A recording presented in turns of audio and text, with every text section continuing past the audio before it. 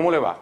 En 360 vamos a hablar de Venezuela. Venezuela una vez más, pero desde otro punto de vista, desde el audiovisual y desde un tipo del audiovisual. El audiovisual del entretenimiento, que evidentemente también genera mucha opinión e información acompañada. Por eso voy a estar yo acompañado por 3 especialistas en materia cinematográfica. Vamos a comenzar con la dama, ella misma se va a presentar. Bueno, me llamo Ana Laura Pereira. Muy bien. Buenas tardes, mi nombre es Juan Espinosa y soy documentalista. Y mi nombre es Eric Splinter y soy cineasta también. Ya lo ve, entre cineastas vamos a ver cómo ha sido llevada Venezuela al cine norteamericano, al cine estadounidense, en las series de entretenimiento y también a la gran pantalla. Vamos a partir de una película que nos encontramos en Netflix.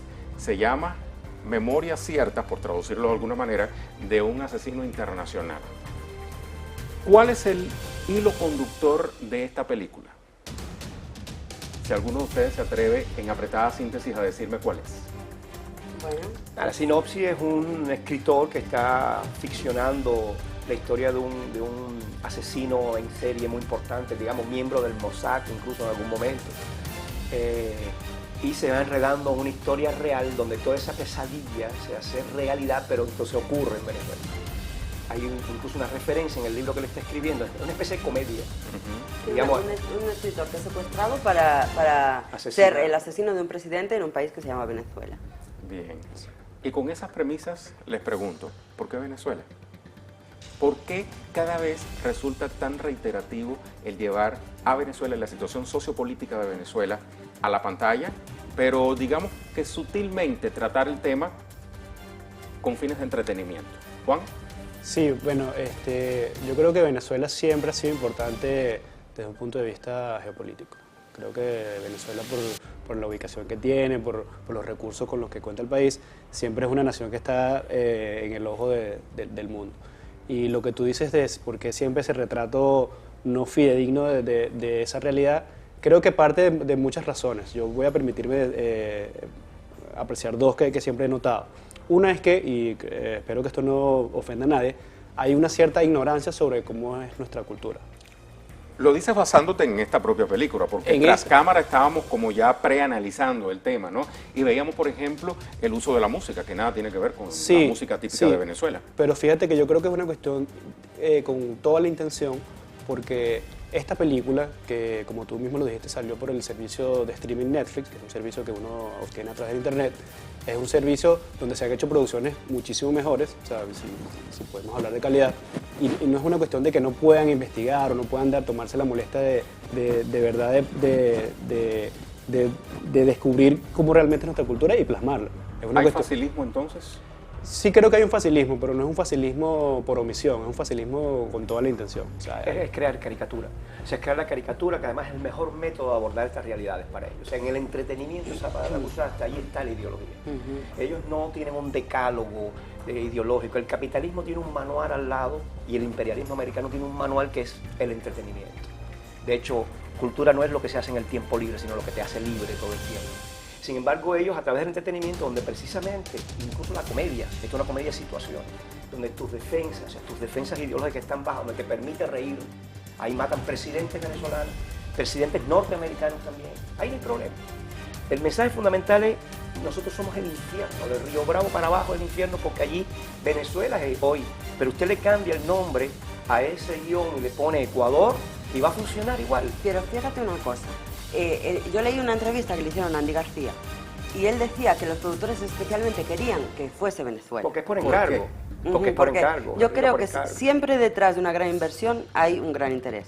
Entonces yo creo que por una parte hay los intereses geopolíticos que tiene el mundo capitalista en hundir los gobiernos progresistas del mundo, ¿no?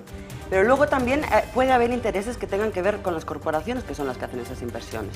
Porque a Netflix le interesa producir una película que tiene que ser Venezuela el país al cual atacar, ¿no? Entonces yo estuve pensando un poco que puede tener que ver con la piratería, por ejemplo, que en Venezuela hace que la gente pueda descargarse más fácilmente, hay más piratería, está menos controlado ese tema que en Europa o que en Estados Unidos, y que a lo mejor Netflix no tiene tanta ganancia por eso, o puede tener que ver también con que están entrando ahora en el mercado latinoamericano estas empresas, y entonces necesitan crear polémica, porque como sale en la propia película, cuando tú creas polémica en una televisión, es el Showtime, ¿no? El Show TV. Claro.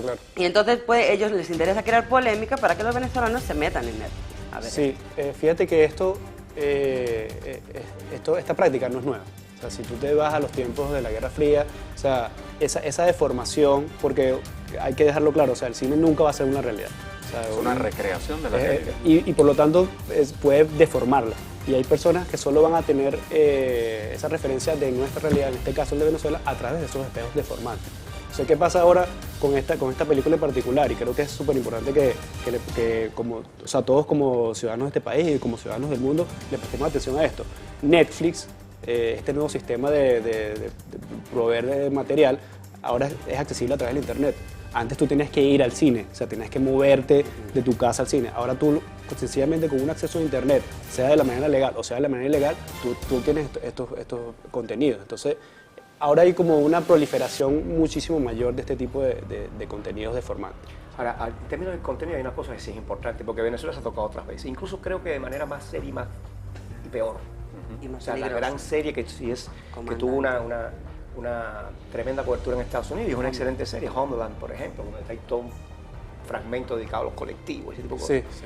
Pero aquí hay cosas muy interesantes. Yo creo, a mí me parece increíble cómo ellos logran posicionar ciertas pseudo-verdades, porque eso puede tener repercusión en la opinión pública para un accionar futuro. Como por ejemplo, a ver, ¿cuáles La serían DEA, esas por ejemplo, pseudo-verdades? la DEA en la película es la héroe, pues primero es una mujer bella, El único y es que la se DEA. El defiende. único que se defiende es la DEA.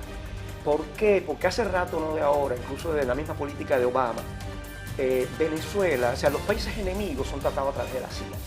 O sea, se le hace espionaje a los rusos, digamos, en la época soviética, a los mismos cubanos. Sin embargo, Venezuela no gana, según la política americana, el estatus de Estado enemigo. Gana el estatus de delincuente internacional. Y eso lo están tratando de posicionar.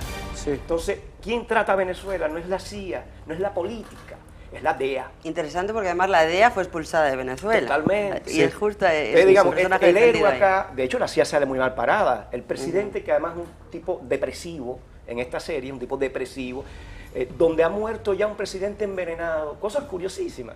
A mí me sorprende Y un que presidente que odia a su logren país. posicionar eso. Un presidente que odia a su país. Odia a su país porque viene de San Diego, está posicionado incluso por los Se odia a sí americanos. mismo. Sí, sí. Lo digo. Odia a sí mismo. Por ahí lo de depresivo y hasta deprimido, ¿no? Sí. Porque no hay tal país. O sea, la idea es no reconocer la existencia de un país articulado.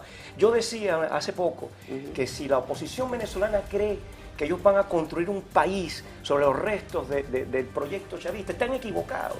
El mejor esquema para los norteamericanos es un nuevo imperialismo y no existencia del Estado mismo. Claro. Entonces, la creación de la guerra de perros, la guerra híbrida, la africanización, con todo el respeto a África, de nuestro continente, que alcanzó ciertos elementos de modernidad, es el proyecto neoliberal en su esencia. Entonces, la no existencia del Estado en ese caos, ese es el mensaje mejor posicionado, incluso, digamos, para una oposición que se cree, digamos, coherente. Sí, quizás por eso lo que usted mencionaba anteriormente, señor Rey, de esa poca definición que tiene la película a la hora de presentar elementos culturales, la música, los mismos paisajes. O sea, Porque no interesa resaltar lo autóctono.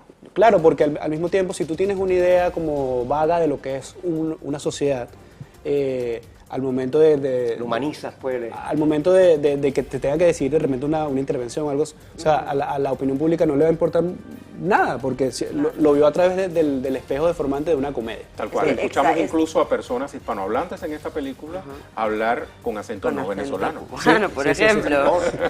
Claro. Es que incentivan la confusión. No todo, lo que decía Eric, no todo lo que hay al sur de Río Bravo es lo mismo. Además incentivan la confusión y crean yo he visto como tres personajes fundamentales de la crítica, ¿no? El personaje del guerrillero, que es como el Castro, que es un personaje ansiado de poder, ¿no? Sí. Luego está el personaje del presidente, que es el único que tiene bigote, curiosamente, de toda la película, ¿no? Y hace confundirte, porque hay muchos detalles que no tienen nada que ver con nuestro Y presidente perdón, disculpen, venezolano. donde ganó Trump fue allá. O sea, lo cómico es que nosotros podemos hacer exactamente lo mismo de la comedia americana. O sea, la tragedia americana. Sin embargo, hay la parte que me preocupa. A mí yo tengo un sentimiento mixto Sí. ¿sabes? Y es cómo logran entretener y logran colocar esos contenidos y nosotros no entendemos por qué.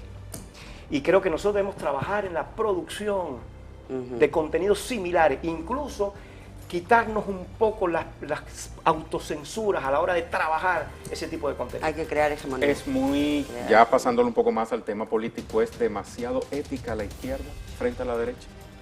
Yo no sé si Yo ética o creo que es una ética anacrónica. trascendental que no existe. Es decir, nosotros, es una ética, tú generas una ética consensuada, pero nosotros trabajamos una ética, a mí me decía el jefe de prensa de Ecuador, conversando en los no alineados, me decía, el problema es que estamos jugando con el terreno de fútbol así, no podemos aceptar esas reglas de juego. Entonces, los mismos norteamericanos, no nosotros, ellos se ríen mucho, hay 800 películas que produce ese país. Si usted quiere ver películas antiimperialistas, mírela también en Estados Unidos. Pero nosotros incluso priorizamos un cine que no es el cine norteamericano en su inmensa mayoría. Sí. Vuelvo al tema de Netflix. Netflix, de alguna manera, es como esa siguiente evolución lógica del monopolio que tienen las distribuidoras de cine en los países. Así como Warner, 20th Century Fox controlan las cadenas de distribución de cine, Netflix sencillamente es un nuevo jugador más. ¿Y quiénes son los que tienen contenido en Netflix? Los mismos estudios. O sea, como dice Eric, claro, en Estados Unidos se produce mucho cine, pero ¿cuál está visibilizado? Este es el que está visibilizado. Este es el que cuenta con apoyo mediático, este es el que cuenta con estrellas, ¿me entiendes? O sea, este es el que la gente está viendo. ¿Y por qué? ¿Porque se pretende banalizar la memoria colectiva? Bueno, porque el otro cine es incómodo, no responde a intereses de capitales. El otro cine no tiene como ese agregado de lo que se nos ha convencido de que es agradable. Yo creo que estamos hablando de construir hegemonía. Hegemonía de discurso, hegemonía ideológica, valores. La industria del entretenimiento, cuando gana en eso, porque construye hegemonía política. Y nosotros, los gobiernos progresistas del mundo, no solo de América Latina, deberían tender a hacer una apuesta hacia eso, hacia copar el entretenimiento, no solo el cine de autor, independiente, alternativo, el entretenimiento